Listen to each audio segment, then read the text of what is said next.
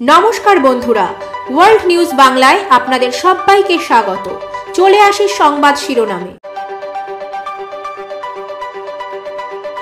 ব্রাত্য চীন রাশিয়া, বাইডেনের গণতন্ত্র সম্মেলনে বিশ্বকে বার্তা মোদির। আর শান্তি আলোচনা নয়, ইসলামাবাদের বিরুদ্ধে ফের যুদ্ধ ঘোষণা পাকিস্তানি তালিবানের। মায়ানমার সেনারা পুড়িয়ে মারল 11 জনকে। সত্যি হলো আশঙ্কা, আফগানিস্তানে ফের বাড়ছে আল কায়দা।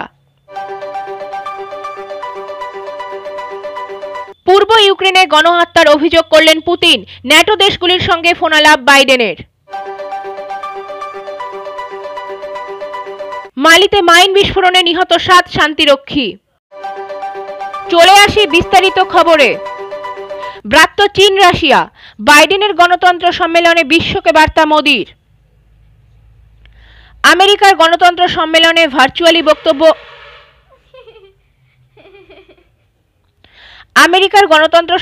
ভার্চুয়ালি বক্তব্য পেশ করলেন প্রধানমন্ত্রী নরেন্দ্র মোদী। শুক্রবার বিশ্বকে গণতান্ত্রিক পরিকাঠামোর সার্থকতার বার্তা দিলেন নমো। মার্কিন প্রেসিডেন্ট জো বাইডেনের উদ্যোগে হওয়া ডেমোক্রেসি সামিটে চীন ও রাশিয়া ব্রাত্য হলেও বিশ্বমঞ্চে ভারতের কথা তুলে ধরেন প্রধানমন্ত্রী। গণতন্ত্র রক্ষা নিয়ে গতকাল অর্থাৎ 9 ডিসেম্বর থেকে দুদিনের আলোচনা সভার আয়োজন করেছে আমেরিকা। সামিট ফর ডেমোক্রেসিতে আমন্ত্রিত ভারতও। তাৎপর্যপূর্ণভাবে আমন্ত্রিতের তালিকায় নেই চীন এবং রাশিয়ার নাম। অথচ গণতন্ত্রের আলোচনা সভায় আমেরিকা আমন্ত্রণ জানিয়েছে তাইওয়ানকে, যা অত্যন্ত তাৎপর্যপূর্ণ। কারণ বরাবর তাইওয়ানকে নিজেদের অংশ হিসেবে দাবি করে আসছে চীন। এই বিষয়ে রেডিও ফ্রি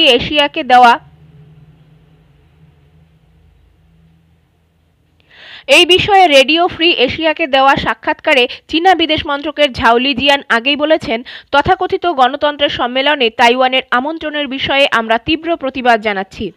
আমরা আমেরিকার কাছে আবেদন জানাচ্ছি তারা যেন তাইওয়ানের স্বাধীনতাকামী শক্তিগুলোকে মঞ্চ না দেয়।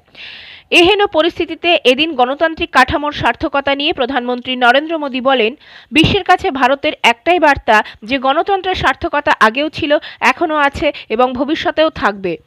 মানুষের মধ্যে এবং মানুষের সঙ্গে গণতন্ত্র রয়েছে, ভারতীয়দের মজ্জায় গণতন্ত্র রয়েছে। উল্লেখ্য, ডিসেম্বর মাসের 9 ও 10 তারিখে সামিট ফর ডেমোক্রেসি নামে ভার্চুয়াল আলোচনা চক্রের আয়োজন করেছে আমেরিকা। বিশ্বে গণতন্ত্রকে কিভাবে মজবুত করা যায় তা নিয়ে আলোচনা হতে পারে এই সভায়। মূলত 3টি বিষয়ে আলোচনা হতে চলেছে। 1. একনায়কতন্ত্রের বিরোধিতা, 2. দুর্নীতির বিরুদ্ধে লড়াই, 3. মানবাধিকারকে স্বীকৃতি দেওয়া। কিন্তু এমন এক আলোচনা সভায় চীন রাশিয়ার মতো রাষ্ট্রের অনুপস্থিতি বিতর্ক বাড়িয়েছে। আমন্ত্রিতদের তালিকায় নেই মায়ানমার, আফগানিস্তানও। কিছুদিন আগেই গণতন্ত্রকে পদদলিত করে মায়ানমারের সেনা অভ্যুত্থান হয়। এদিকে আফগানিস্তানও তালিবানের দখলে। স্বাভাবিকভাবেই তাদের আমন্ত্রণ জানানো হয়নি। আমন্ত্রিতদের তালিকা থেকে বাদ পড়েছে তুরস্ক, সৌদি আরব এবং আরব আমিরশাহী। এরা সকলেই মধ্যপ্রাচ্যে আমেরিকার বন্ধুরাষ্ট্র, কিন্তু তাদেরও এই আলোচনা সভায় ডাকা হয়নি। আর শান্তি আলোচনা নয়, ইসলামাবাদের বিরুদ্ধে ফের যুদ্ধ ঘোষণা পাকিস্তানি তালিবানের। দুঃসময় কিছুতেই কাটছে না ইমরান খানের। এবার কার্যত ফের সরকারের বিরুদ্ধে যুদ্ধ ঘোষণা করল তেহরিক-ই-তালিবান পাকিস্তান তথা টিটিপি। তারা জানিয়ে দিল, গত মাসেই যে সংঘর্ষ বিরতি চুক্তি হয়েছিল পাক প্রশাসনের সঙ্গে তা আর মানবে না তারা। কেননা তাদের যে 120 জন যোদ্ধাকে মুক্তির আশ্বাস দিয়েছিল ইসলামাবাদ, তা তারা রাখেনি। আর সেই কারণেই সংঘর্ষ বিরতি চুক্তি ভঙ্গ করতে প্রস্তুত টিটিপি। গত 14 বছর ধরে পাক সেনাকর্মী ও সাধারণ নাগরিকদের উপরে লাগাতার হামলা চালিয়েছে টিটিপি জঙ্গিরা, যার মধ্যে অন্যতম 2014 সালের সেনা স্কুলের জঙ্গি হামলা। পেশোয়ারের স্কুলের ওই হামলায় 154 জন মারা যায়। ওই জঙ্গি গোষ্ঠীর মুখপাত্র মোহাম্মদ খুরশানির দাবি, গত 9 নভেম্বর থেকে পাকিস্তান সরকারের সঙ্গে চুক্তি হয়েছিল শান্তি আলোচনার জন্য সংঘর্ষ বিরতির। কিন্তু এরপরও ইমরান প্রশাসন লাগাতার তাদের বিরুদ্ধে অভিযান চালিয়ে গিয়েছে। তাছাড়া তাদের যেসব যোদ্ধারা বন্দী রয়েছে তাদেরও মুক্তি দেওয়া হয়নি, তাই তাদের তরফে কোনোভাবেই সংঘর্ষ বিরতি চুক্তি মেনে চলা সম্ভব নয়। গত আগস্টে আফগানিস্তান দখল করেছিল তালিবান, ওই জঙ্গি গোষ্ঠীরই শাখা গোষ্ঠী টিটিপি। তাই তালিবানের কাবুলের প্রশাসন কায়েম করার পর থেকেই আশঙ্কা বেড়েছিল হয়তো এবার পাকিস্তানেও নতুন করে মাথাচাড়া দিয়ে উঠবে টিটিপি। যদিও তালিবান জানিয়েছে টিটিপির সঙ্গে পাকিস্তান প্রশাসনের সম্পর্ক একান্তই তাদের বিষয়, তারা এই বিষয়ে নাক গলাবে না। তবুও তাদের কথায় যে পাকিস্তান পুরোপুরি বিশ্বাস করছে না বলেই মনে করা হচ্ছে। টিটিপির মতো জঙ্গি সংগঠনগুলি আবারও তৎপর হয়েছে, কিন্তু তালিবান সরকারকে আন্তর্জাতিক মঞ্চের মান্যতা পাইয়ে দিতে লড়ে যাচ্ছে ইমরান খানের সরকার। ফলে দ্রুত আরও সন্ত্রাসবাদী হামলার শিকার হবে খোদ পাকিস্তান বলেই মত বিশ্লেষকদের। এই পরিস্থিতিতে টিটিপির এই হুমকি ঘিরে যে পাক প্রশাসনের কপালে ভাঁজ আরও চওড়া হবে তা বলাই বাহুল্য। মায়ানমার সেনারা পুড়িয়ে মারল 11 জনকে। মায়ানমারের উত্তর পশ্চিমাঞ্চলের একটি গ্রামে অভিযান চালানোর সময় 11 জনকে হাত বেঁধে পুড়িয়ে হত্যার অভিযোগ উঠেছে সেদেশের সেনাবাহিনীর বিরুদ্ধে। বার্তা সংস্থা রয়টার্স এক প্রতিবেদনে জানিয়েছে, প্রত্যক্ষদর্শীরা বলছেন সাগাইং এলাকার ডান তাও গ্রামের বর্বর এই হত্যাকাণ্ড ঘটেছে। গত মঙ্গলবার ঘটনাটি ঘটিয়েছে মায়ানমারের সেনাবাহিনী। এই ঘটনার পরের একটি ভিডিও সোশ্যাল মিডিয়ায় ছড়িয়ে পড়েছে। সেই ভিডিওতে দেখা যায় পুড়ে যাওয়া 11 জনের দেহাবশেষের ভয়াবহ ভস্ম। ধারণা করা হচ্ছে হতভাগ্যদের অনেকেই কম বয়সী। মায়ানমারের সেনাবাহিনী ডান তাও গ্রামে এর আগেও তাণ্ডব চালিয়েছে। স্থানীয়রা বলছেন গ্রামে প্রবেশের পর একের পর একজনকে গুলি করেছে সেনাবাহিনী। তারা যখন আহতদের শরীরে আগুন দেয় তখনও বেশ কয়েকজন জীবিত ছিলেন। সামরিক অভ্যুত্থানের পর মায়ানমারে বিভিন্ন জাতিগোষ্ঠীর প্রতিনিধিদের নিয়ে যে জাতীয় ঐক্য সরকার গঠিত হয়েছিল, জানা গেছে তারা নিহত 11 জনের নামের তালিকা প্রকাশ করেছে। এনইউজি দাবি করেছে নিহতদের মধ্যে 6 জনই কিশোর। তাদের সবাইকে জীবিত অবস্থায় আগুনে পুড়িয়ে হত্যা করেছে বার্মিজ সেনাবাহিনী। যদিও ভয়াবহ এই ঘটনা এখনো জুন্টা সরকারের মুখ খোলেনি। ওই এলাকায় কাজ করা একজন স্বেচ্ছাসেবক নাম প্রকাশ করা না শর্তে বলেছেন, গত মঙ্গলবার সকালে সেনা সদস্যরা ওই গ্রামে যায়। বেলা 11টার দিকে তারা হত্যাকাণ্ড চালায়। হত্যাকাণ্ডের শিকার হিতেতকো নামে একজনের পরিবারের সদস্য বলেছেন, হিতেত বিশ্ববিদ্যালয়ে লেখাপড়া করতেন, কোনো মিলিশিয়া বাহিনীর সদস্যও ছিলেন না। এটা ভীষণই অমানবিক যে সাধারণ নাগরিককে নির্মমভাবে হত্যা করল সেনাবাহিনী। সত্যি হলো আশঙ্কা, আফগানিস্তানে ফের বাড়ছে আল কায়দা। আফগানিস্তানে ফের কলেবরে বাড়ছে আল কায়দা। উদ্বেগ জাগিয়ে এমনটাই দাবি করেছেন মার্কিন ফৌজের এক শীর্ষকর্তা। গত আগস্ট মাসে মার্কিন সেনাবাহিনী কাবুল ছাড়তেই আবারও শক্তি সংগ্রহে নেমেছে জেহাদি সংগঠনটি বলে জানিয়েছে মার্কিন জেনারেল ফ্র্যাঙ্ক ম্যাকেঞ্জি। তালিবান শেষ পর্যন্ত যতই ভয়ানক হোক, গ্লোবাল জেহাদের দুঃস্বপ্নের আসল কাণ্ডারি কিন্তু আল কায়দাই। তাই তাদের শক্তি বৃদ্ধির এমন ইঙ্গিত ভয় ধরিয়েছে প্রতিরক্ষা বিশেষজ্ঞদের বুকে। কেবল আমেরিকাই নয়, গোটা বিশ্বের কাছেই আসলে আল কায়দা এক অভিশাপের নাম। 9/11 আতঙ্ক এখনও চেপে বসে রয়েছে পৃথিবীর হৃদয়ে।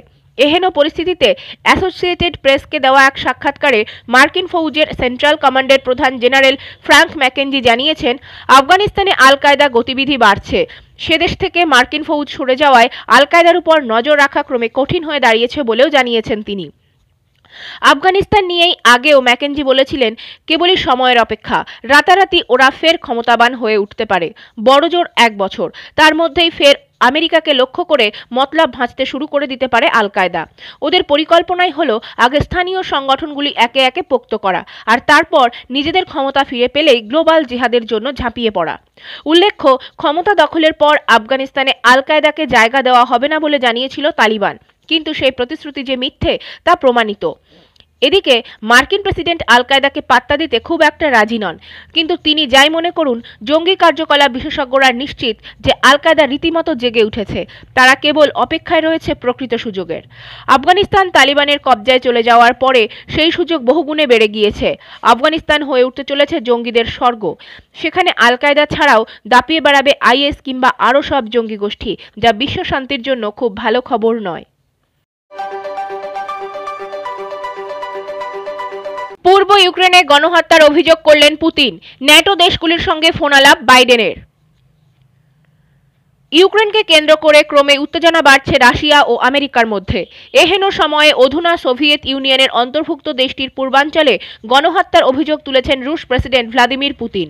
অন্যদিকে ইউক্রেনের প্রেসিডেন্ট ও ন্যাটো জোটের সদস্য পূর্ব ইউরোপের দেশগুলির সঙ্গে ফোনে আলাপ সারেন মার্কিন প্রেসিডেন্ট জো বাইডেন। সংবাদ সংস্থা এএফপির সূত্রে খবর, বেশ কয়েক মাস ধরেই ইউক্রেনের পূর্বাঞ্চলে মস্কোপন্থী বিদ্রোহী ও সরকারি বাহিনীর মধ্যে তুমুল লড়াই চলছে।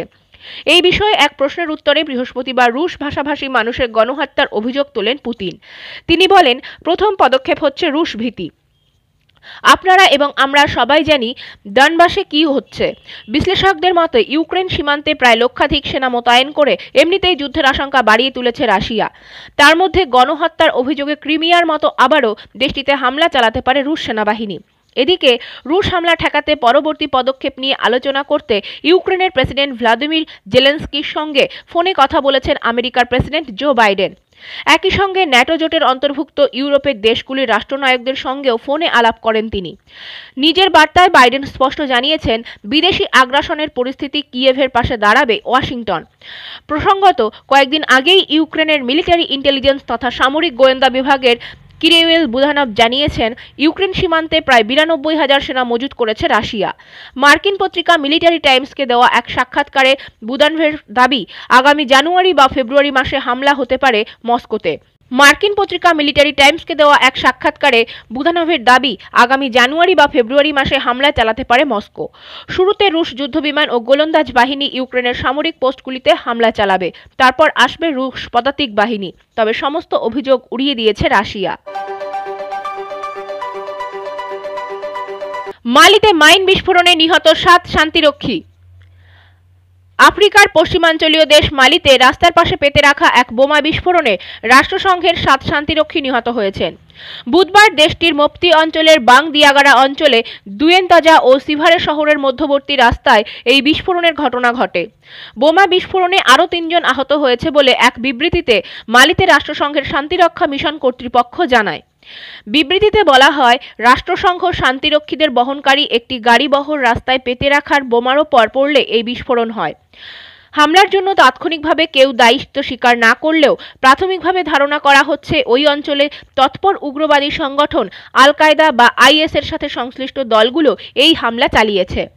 2012 থেকে মালিতে ছড়িয়ে পড়া সহিংসতার বিস্তার রোধে দেশটিতে শান্তিরক্ষা মিশন চালিয়ে আসছে রাষ্ট্রসংঘ। বর্তমানে দেশটিতে রাষ্ট্রসংঘের 13,000 শান্তিরক্ষী নিয়োজিত রয়েছে। আজ তাহলে এই পর্যন্তই। ভালো থাকুন, সুস্থ থাকুন। ধন্যবাদ।